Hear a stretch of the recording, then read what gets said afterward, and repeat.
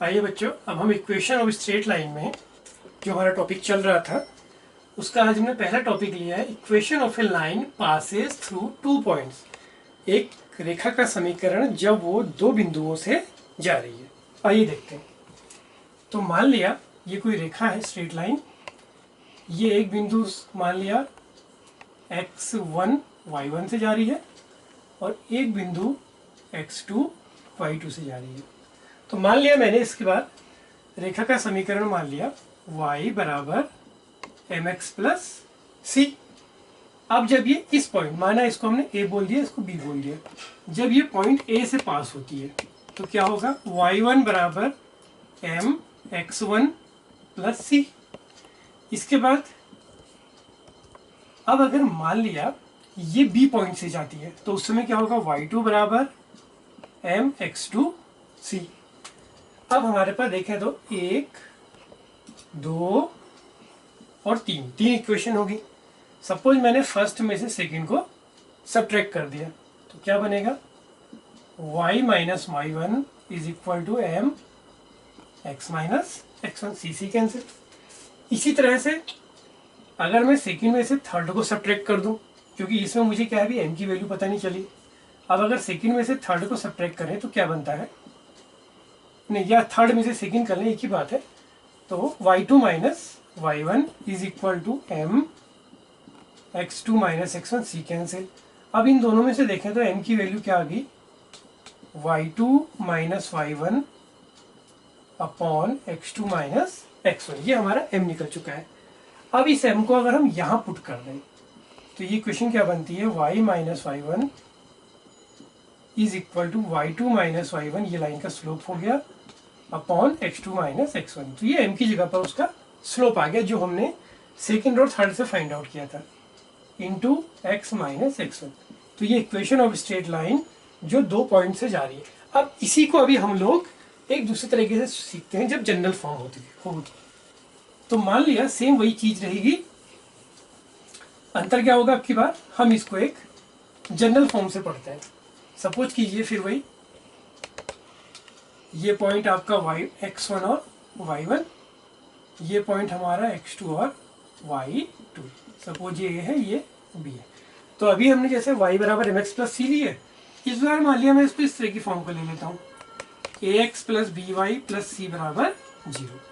अब जब ये a से पास होगी तो a x1 plus B y one plus c equal 0, और जब ये b पॉइंट से जा रही है तो वो भी इसको सेटिस्फाई करेगा, plus c is equal to 0। Suppose हम इसमें से इसको माइनस कर दें तो ये क्या बनता है, a x minus x one plus B y minus Y one equal to 0। तो आप इसको क्या कह सकते हैं, एक फॉर्म तो इवन इसको हम ऐसे भी कह सकते हैं कि equation of A line which passes through 1 point. हालांकि हम निकाल 2 पॉइंट कर रहे हैं, अगर माना 1 पॉइंट आ गया तो हम क्या कहेंगे, equation of A line which passes through 1 point which is x1 y1। अब फिलहाल अभी हमें 2 पॉइंट्स का निकालना है तो उसके लिए और प्रोसेस कर लेते हैं।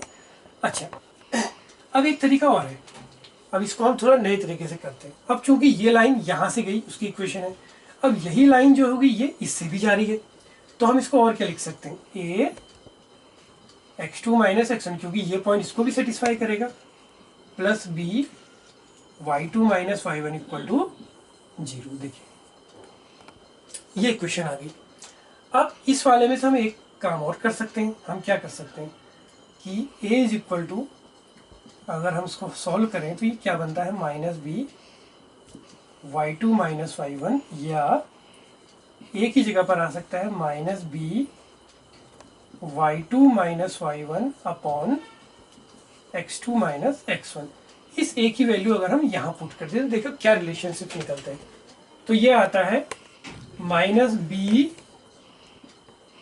y2 minus Y one upon x2 minus x1, और उसकी जगह तो वही रहा x minus x1 plus b y minus Y one is equal to 0।